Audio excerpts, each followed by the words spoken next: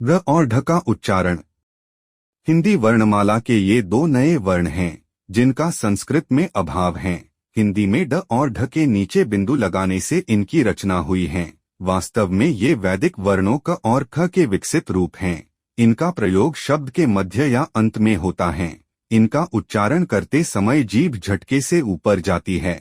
इन्हें उश्रिप ऊपर फेंका हुआ व्यंजन कहते हैं।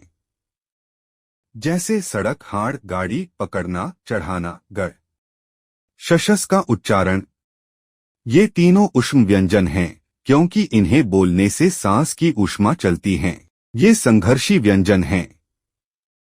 श के उच्चारण में जिह्वा तालु को स्पर्श करती है और हवा दोनों बगलों में स्पर्श करती हुई निकल जाती है, पर श के उच्चारण में जिह्वा मूर्धा को स्पर्श करती हैं। अतएव श तालव्य वर्ण है और श मूर्धन्य वर्ण। हिंदी में अब श का उच्चारण श के समान होता है। श वर्ण उच्चारण में नहीं है पर लेखन में है। सामान्य रूप से श का प्रयोग तत्सम शब्दों में होता है, जैसे अनुष्ठान, विषाद, निष्ठा, विषम, कषाय इत्यादि। श और स के उच्चारण में भेद स्पष्ट हैं। जहाँ श के उच्चारण में जिह्वा तालु को स्पर्श करती है, वहाँ स के उच्चारण में जिह्वा दांत को स्पर्श करती है।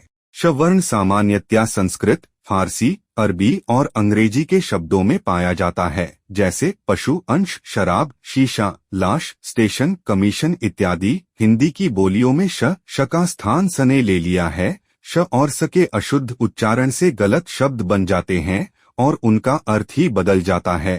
अर्थ और उच्चारण के अंतर को दिखलाने वाले कुछ उदाहरण इस प्रकार है। अंश, भाग, अंश, कंधा, शकल, खंड, सकल, सारा, शर, बाण, सर, तालाब, शंकर, महादेव, संकर, मिश्रित, श्रव, कुत्ता, स्व, अपना, शांत, धैर्ययुक्त, शांत, अंतस्थित। द और ढ का उच्चारण। इसका उच्चारण शब्द के आरंभ में, द्वित्व में और ह्रस्व स्वर के बाद अनुनासिक व्यंजन के संयोग से होता है, जैसे डाका, डमरू, ढाका, ढकना, ढोल शब्द के आरंभ में। गड्ढा, खड्ढा द्वित्व में। दंड, पिंड, चंडू, मंडप ह्रस्व स्वर के पश्चात अनुनासिक व्यंजन के संयोग पर।